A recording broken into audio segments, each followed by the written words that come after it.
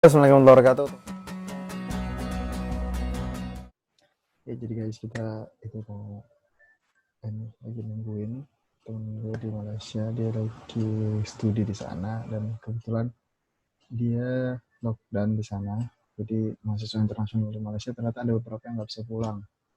Nah, kayaknya seru nih denger kisahnya dia dan katanya sih di sana dapat makan dan apa ya disupport kebutuhannya sama pemerintah.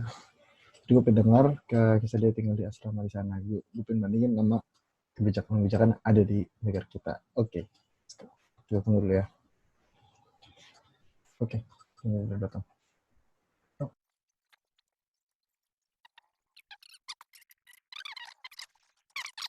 Iya. Oke, ya gini aja sih. Gue kan juga udah lama banget nggak ketemu lu nih dari SD. Ya, Mm. kan gue pengen ini dulu sih. Tadi ya lu udah gue kasih dikit kenapa gue pengen sharing-sharing sama teman-teman di luar negeri. Karena biasanya ada perbedaan ya antara bagaimana mengelola kampusnya, entah itu mengelola negaranya. Jadi gue pengen coba lihat Oke. bandingin gimana sih kebijakan-kebijakan di luar sana, kampus maupun dari segi Eh, negaranya. Nah, lu sekarang kuliah di apa sih? Di mana? Di jurusan apa? di apa namanya di HI Hubungan Internasional, Oke, HI. kampusnya International Islamic University Malaysia. Jadi Oh, itu oke. IUM. Jadi IUM. itu di sini jadi itu di sini dulu kampus ini sendiri itu buatan OIC Hmm? yang OIC Organization Islamic Country itu Oh, jadi negara-negara yang Islam membentuk IUM. organisasi negara-negara Muslim. Hmm? Jadi dia buat kampus ini ada dua di dunia. Yang satu di sini, ya, nah yang satu di sini, yang satu lagi di Islamabad.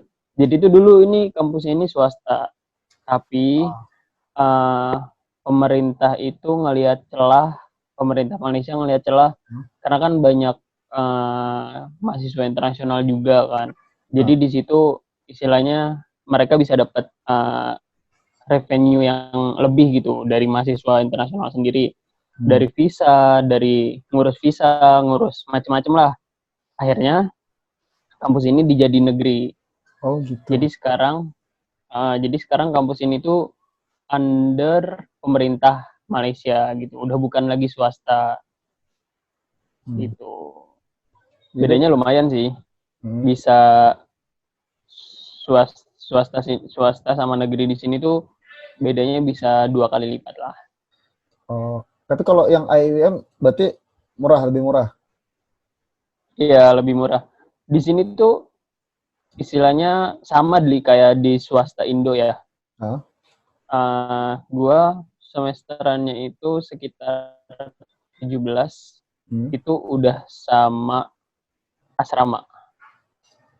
17 sudah sama asrama. Iya. Hmm. Itu di asrama full, makan, wifi, listrik semua. uh, Wifi, listrik, air udah, tapi Hah? kalau makan sendiri beda lagi. Oh, makan sendiri. Buat Hmm. apa? Tempat tinggal, tempat tinggal. Iya, tempat tinggal.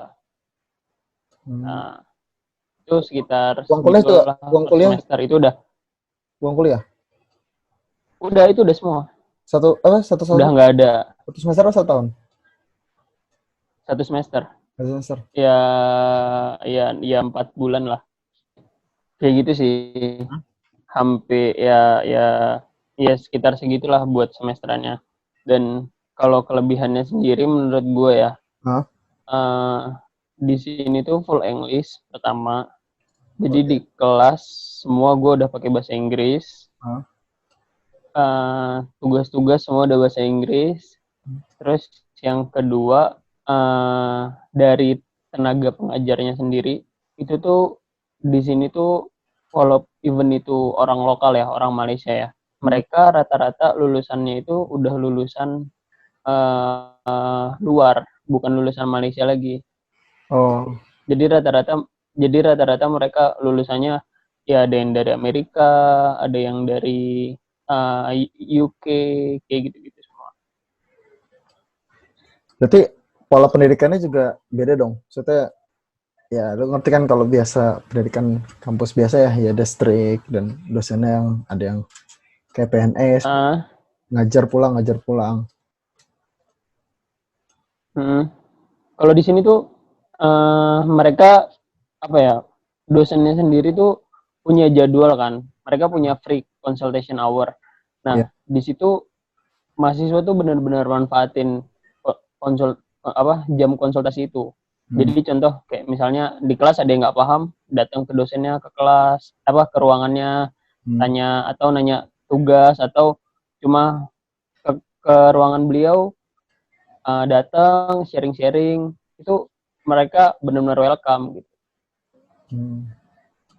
Gitu. Jadi bukan yang ya gue nggak tahu ya, maksudnya sistem di Indonesia gue nggak tahu detail, tapi kan kalau di Indonesia kan kayak udah habis ngajar balik, udah habis ngajar balik. Nah, kalau di sini tuh kayak mereka ada jam kerjanya dari pagi sampai sore. Nah, sampai jam 5 gitu. Jadi jam 5 itu mereka, sebelum jam 5 mereka nggak boleh keluar kampus.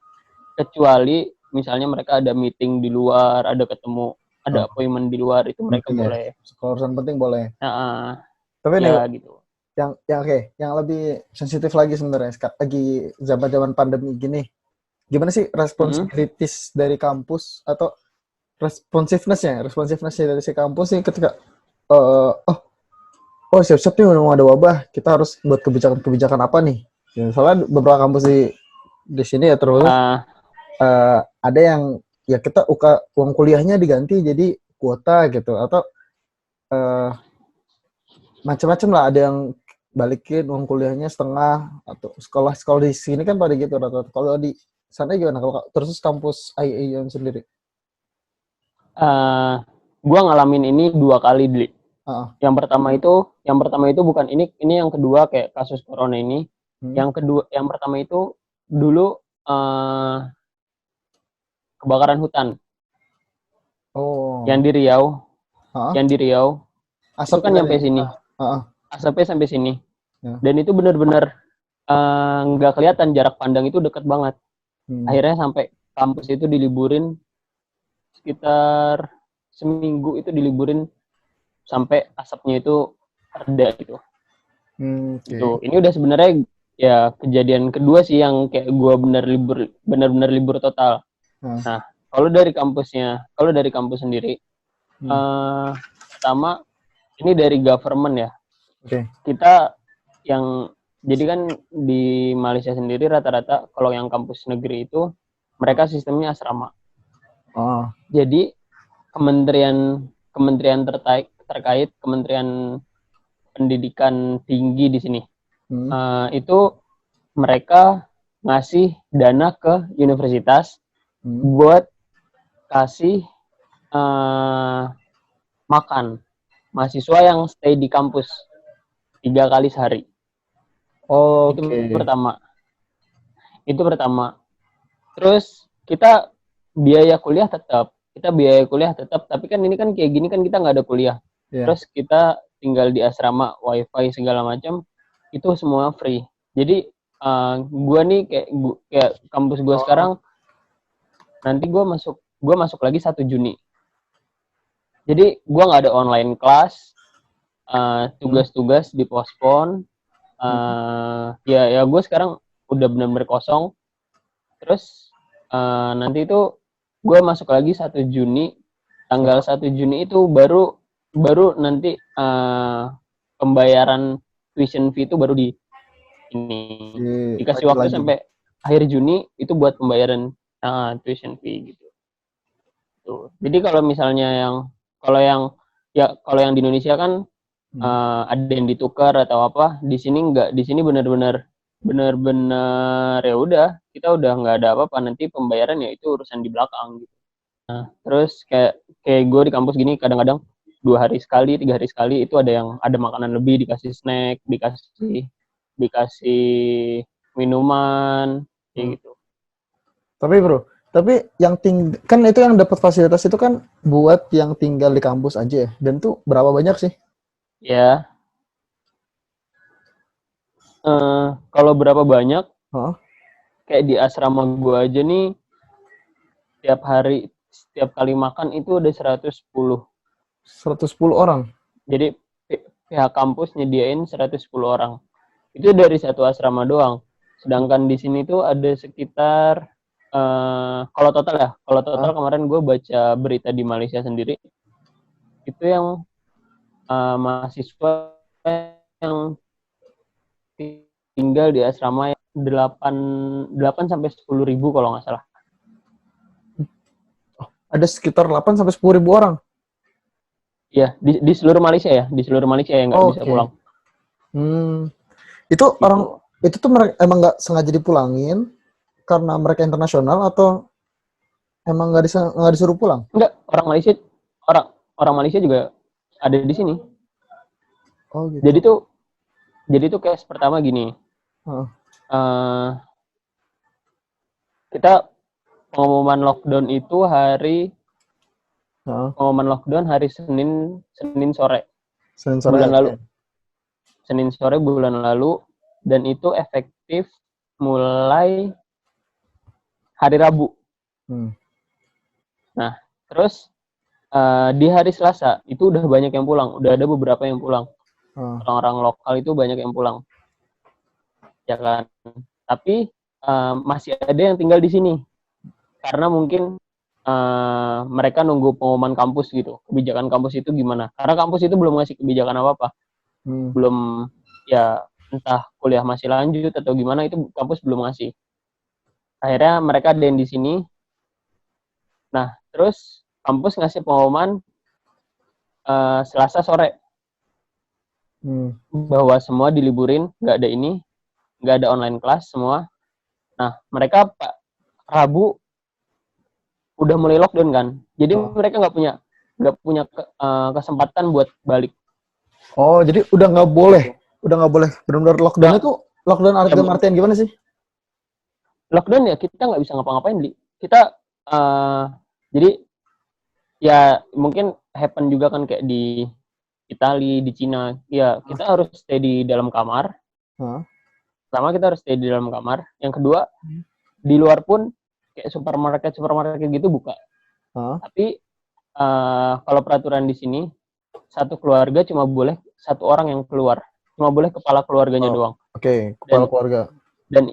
Dan itu harus ada tujuan yang jelas. Contoh, mau beli makanan ke supermarket, beli makanan, dan ya udah habis itu pulang, nggak boleh kemana-mana lagi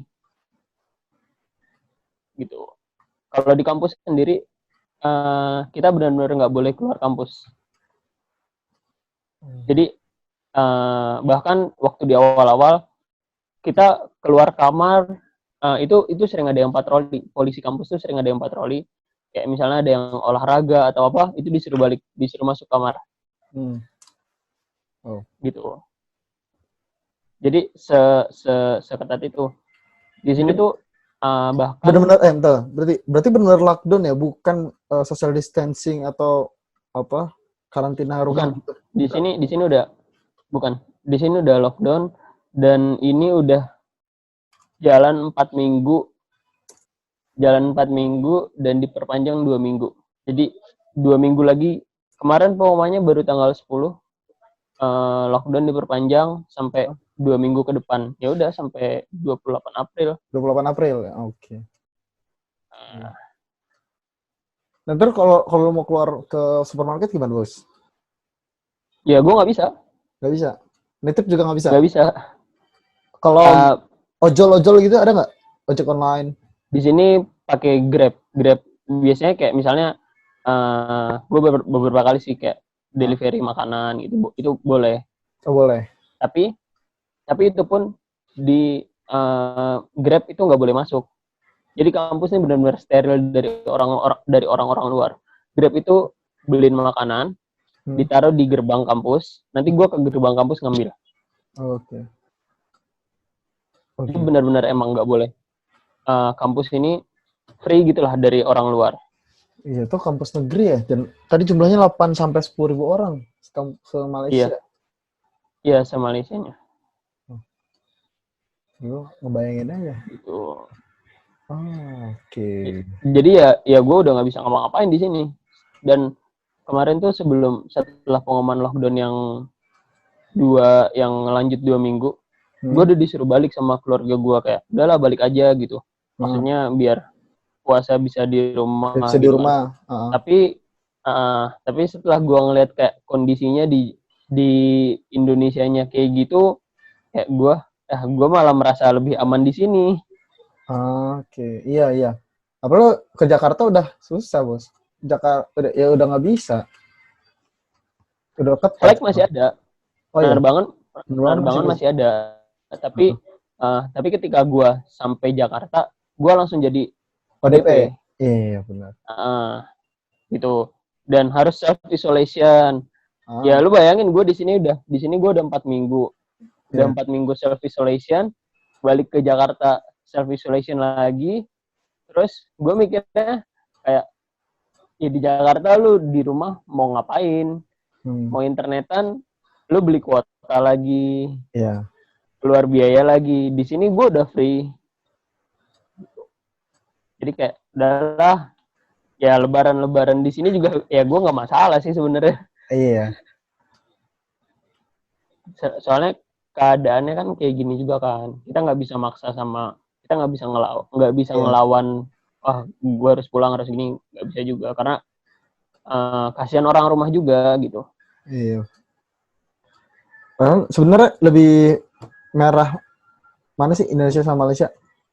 Malaysia di sini tuh kasus sudah 4.000. 4.000 lebih.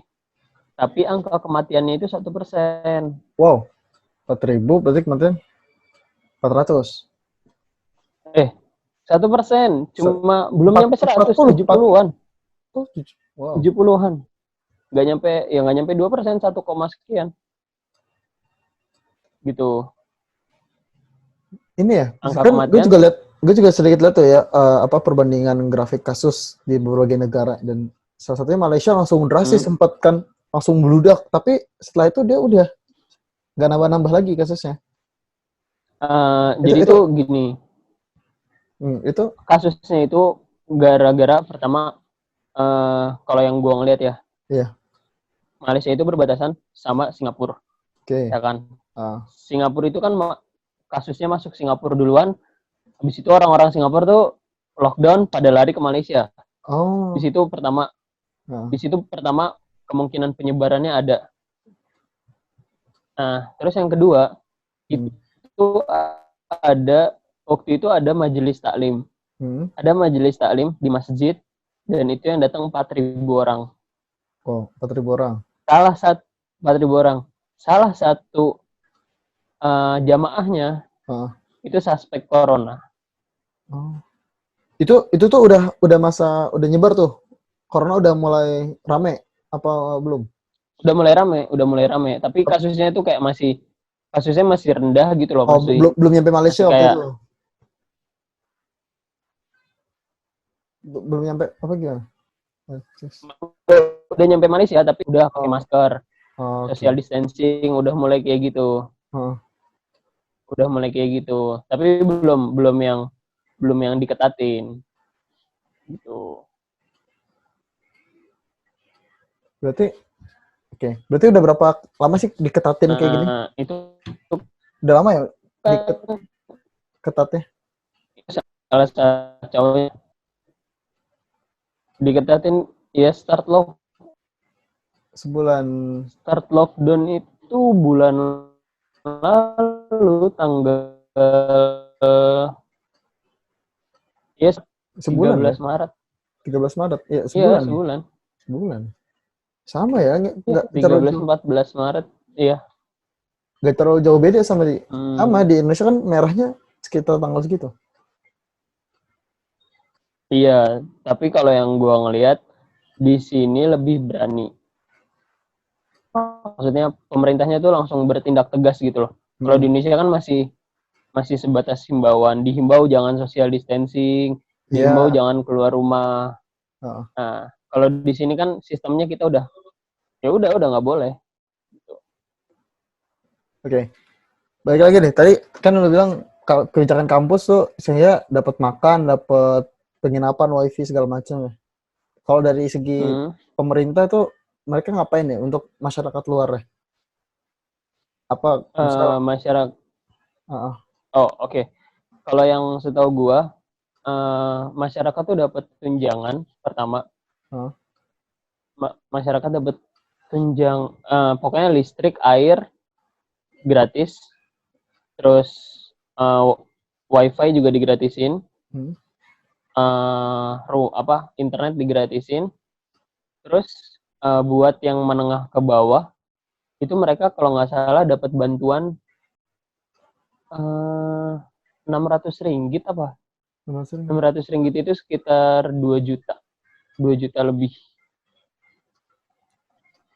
2 juta lebih per bulan. Per berapa minggu gitu? Per berapa minggu? Gitu. 2 juta ya udah itu udah tinggi banget sih. Dan itu rata untuk ya menengah ke bawah atau menengah ke bawah. Kayak mereka punya skala dalam artian buat yang berpenghasilan misalnya 2.500 ke bawah atau berapa gitu. Ada batasnya. Jadi orang-orang yang berpenghasilan lebih gitu nggak dapat. Gitu. Kayak misalnya contoh nih, gua berpenghasilan 1.000 ringgit. Yeah. Kalau nggak salah batasnya 1.000 deh. 1.000 apa 1.500 gitu. 1.000 ringgit itu sekitar 3,5. Yang berpenghasilan di bawah 1.000 ringgit itu dapat bantuan. Tapi yang di atas itu ya nggak dapat. Gitu. Nah, efeknya menurut lo apa nih? Kan masyarakat dikasih bantuan dana ya. Ya menurut lo gimana bentuk feedback masyarakatnya kepada pemerintah? Responnya. Kalau di sini tuh responnya sebenarnya pertama masyarakat di sini tuh patuh. Gitu. Patuh. Kulturnya tuh mereka patuh sama atasan mereka, sama pemerintah, sama ini. Jadi ketika mereka patuh, ya pemerintah pun akan ngasih apa yang mereka butuhin, gitu. Dan di sini kalau yang gua ngerasain ya penanganannya cepat. Jadi kayak misalnya ada laporan kurang butuh bahan makanan, langsung didatengin, langsung dikasih gitu.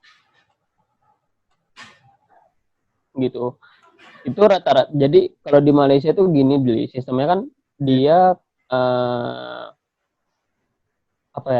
kerajaan, dia punya kerajaan juga kan. Iya. Yeah. Jadi itu dari pemerintah pusat, dari government-nya, dari government-nya, biasanya mereka bantu, ini gratis, kuota gratis, listrik gratis, air gratis, dikasih sumbangan. Tapi mereka ada lagi nanti dari kerajaan masing-masing daerah. Biasanya mereka ngasih lagi insentif gitu. Jadi kayak dapatnya double. Gitu. Enaknya di sini tuh bisa dibilang itu kayak ya dapatnya double. Gitu. Oke, jadi sejauh ini pemerintah juga banyak mensupport ya, apalagi gue kaget juga denger listrik digratisin, air gratis. Di sini kan kalau ibaratnya gue sebagai orang awam di Indonesia juga ya, kayak di berita tuh kayak sangat superior dibesar-besarkan gitu loh, kayak pemerintah memotong gajinya untuk ini gitu. Apakah di sana juga gitu ya? Pemerintah memotong gaji untuk menangani COVID, memindahkan anggaran ini untuk ini. Kalau di sini malah Indonesia kayak gitu, soal yang cuma menginfokan itu, tapi beda dengan Malaysia. Tadi kan lu kasih langsung entah itu uangnya dari mana, tapi kan langsung dia ngasih air gratis, wifi gratis, semua gratis gitu.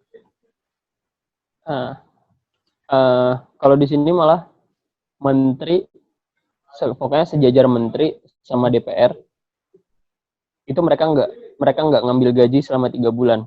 Udah ngambil gaji selama 3 bulan. Wow. Nggak ngambil gaji selama 3 bulan dan itu langsung diserahin buat bantu rakyat-rakyat kecil. Wow. Gitu. Dan itu kayak tanpa ini ya, maksudnya kesadaran mereka aja gitu. Kayak tapi serentak gitu. Serentak gitu, kayak nggak ada paksaan, kayak oke, ini gue mau nyumbang, akhirnya mayoritas ikutkan gitu. Jadi kalau ngelihat, soalnya gini sih kalau gue ngelihatnya ya, ekonomi di sini tuh udah jalan. Ekonomi di sini tuh mereka mandiri, jadi produk dalam negeri mereka tuh jalan gitu. Jadi mereka nggak tergantung lagi sama pihak-pihak luar. Dan ini kalau buat contoh ya, kalau kita ngomong ekonomi ya, contoh di sini punya produk mobil, motor sendiri, punya dalam negeri gitu kan. Contoh mobil ada Proton. Proton itu dulu BUMN. BUMN akhirnya sahamnya dibeli swasta. Nah, Proton ini, penjualan Proton itu dibantu sama undang-undang yang dibuat sama pemerintahnya. Contoh, di undang-undangnya itu ada jadi Proton ini ngasih keringanan cicilan. Lu nyicil mobil bisa 10 tahun, 15 tahun. Dan harganya itu di bawah harga mobil dari luar. Mobil impor itu lebih murah.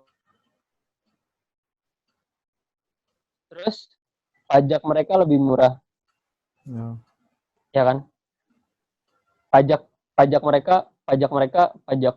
dalam negeri Proton itu lebih murah. Sedangkan yang mobil impor dari luar kayak Honda, Toyota, itu mereka pajaknya ditinggiin, otomatis harganya kan juga lebih mahal kan. Yes. Nah, orang lebih milih mana? Ya, buatan negeri lah. Dalam negeri. Jadi jalan terus kan, produksinya jalan, permintaan banyak. Ya kan, permintaan banyak. Terus BUMN mereka juga jadinya kuat. Ya, itu salah satu contohnya sih. Gitu. Jadi mereka ketika keadaan kayak gini ya nggak terlalu kaget. Mereka produk dalam negeri mereka jalan, nggak tergantung impor dari luar negeri gitu. Pemasukan pun ya mereka masih banyak. Kan gini ya, kan ada mungkin banyak peneliti-peneliti yang udah riset juga kalau COVID ini kita belum tahu akan selesai kapan, dan bahkan ada prediksi bisa sampai 2 bulan atau bahkan sampai akhir 2020 ya. Nah, kita gue cari-cari video-video dan gimana ya, kemungkinan besar kalau salah satu negara sudah stabil nih, kita ngomongnya ekonomi global,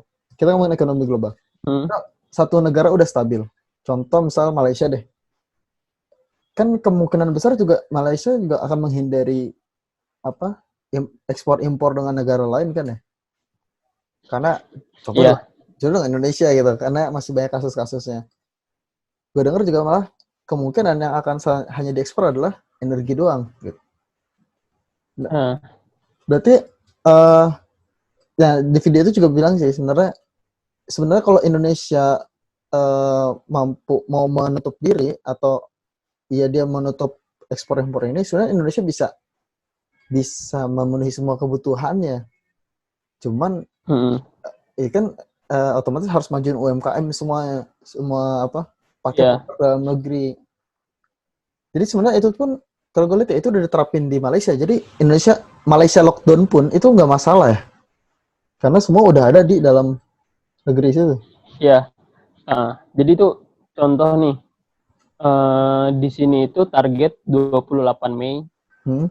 Pokoknya akhir Mei itu udah free, udah benar-benar bersih. Target 28 Mei. Udah benar. Oh gila. Ya akhir Mei lah, akhir Mei. Gua nggak berani nyebut tanggal ya, maksudnya targetnya itu akhir Target Mei ya itu. apa target? Akhir Mei itu udah benar-benar bersih dari COVID ini. Nah, ketika mereka bersih, mereka udah benar-benar free. Mereka akan nutup border mereka ya, dari Singapura, dari Indonesia, dari Thailand, akan ditutup kan?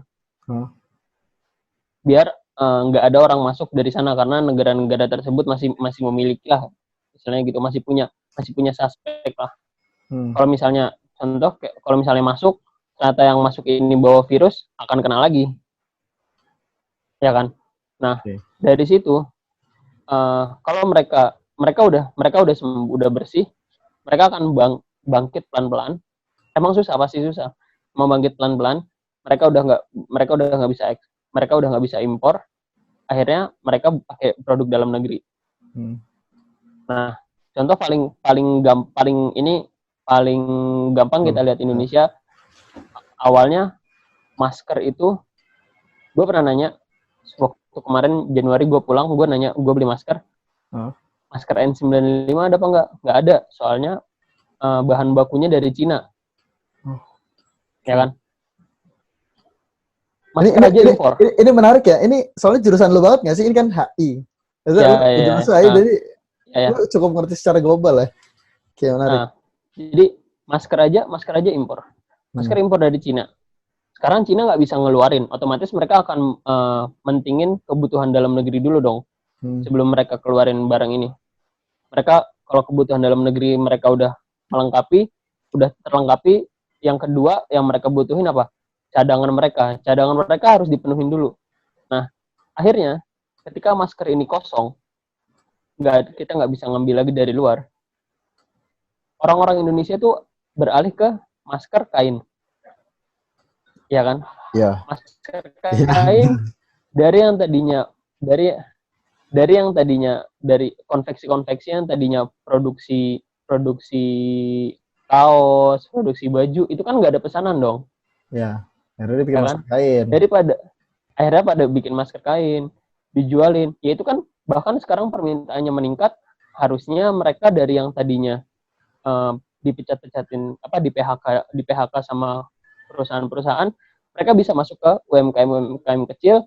Pemerintah bantu kasih insentif buat merangsang ekonomi UMKM kecil, akhirnya bisa bangkit sendiri gitu. Dan pada akhirnya ya udah, kita nggak ngapain lagi ekspor, kita ngapain lagi impor masker dari Cina gitu.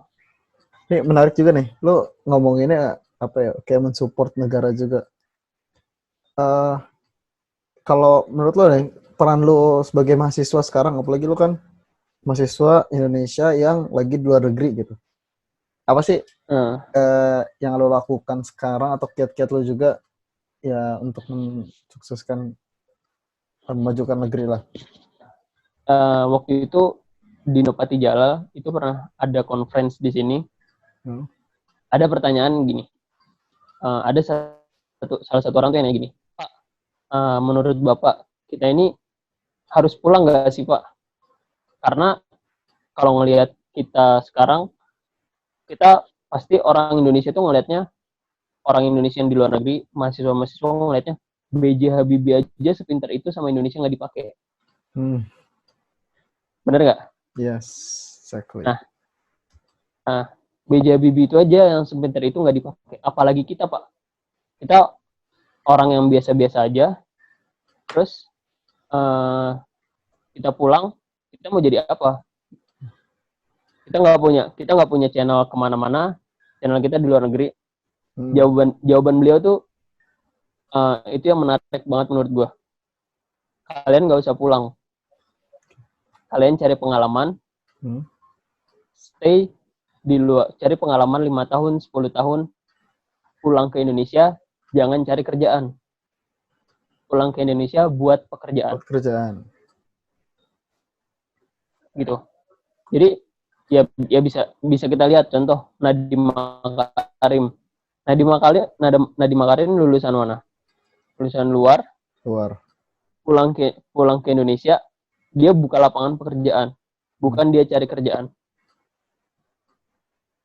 Yes. Nah, itu salah satu pesan yang menurut gue sih dari Dino Patijalal itu yang wah iya, ya udah. Mungkin ya sekarang gue nggak pulang dulu gitu.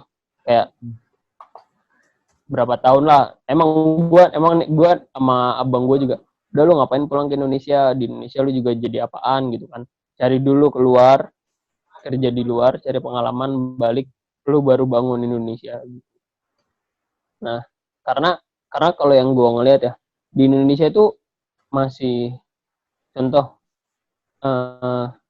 lu SMA beli jawaban pakai uang, masuk PTN, lu nyogok lagi pakai orang dalam, ya kan? Lu nggak pernah masuk kelas, lu nggak pernah masuk kelas, lu dapet A pakai uang lagi, ya kan? Lu skripsi ada jasa pembuatan skripsi buat lulus nilai tinggi, itu bukan hasil lu. Masuk kerja PNS nyogok lagi, ya kan? Naik jabatan nyogok lagi, akhirnya apa? Lu sampai jabatan tertinggi, ya itu bukan usaha karena lu mampu, bukan karena lu kompeten, tapi karena uang lu gitu. Ya itu yang sekarang yang praktek yang kita nggak usah munafik, di Indonesia itu masih ada praktek itu gitu. Nah, itu yang sebenarnya yang harus benar-benar dibuang. Ya kalau lu sendiri nih, kalau lu sendiri lagi ngapain sih ngisi waktu luang lu selama ini pandemik ini? Apa ya? Sekarang kan gue lagi nulis ini juga kan. Gue lagi nulis final year project kan. Final year project gue itu tentang kayak skripsi. Iya, kayak skripsi. Oh, oke. Final year project gue itu tentang perpindahan ibu kota di Indonesia itu. Oh, wow. Nah, jadi tapi gue ngelihat perspektif dari yang luar. Gue compare sama negara-negara ya dari Malaysia, dari negara-negara yang udah pernah pindah ibu kota gitu. Nah ya gue ya di situ gue bukannya gue membanding-bandingkan, tapi kalau menurut gue dari hasil yang gue baca, ya gue paling baca-baca itu aja, baca artikel, karena kan jurnal-jurnal di sini kan juga, kampus gue kan juga ada ya free jurnal gitu kan. Nah jadi udah baca dari perspektif kenapa gue milih itu judul itu gitu. Karena ya tadi kita udah di luar, kita lihat, ambil yang dari luar yang bagusnya, kita bawa ke Indonesia gitu kan. Nah itu yang gue coba cari dari negara-negara luar itu yang pernah pindahin ibu kota, apa sih yang bisa diambil buat Indonesia gitu, buat masukan-masukan. Thank you banget, udah bermanfaat banget ilmunya, ngasih ilmu di tengah pandemi kayak gini. Semoga lu juga stay safe di sana. Siap. Ya gue juga lah. Oke, semoga bermanfaat. Nih gak apa ya, nanti gue mau di ini. Thank you.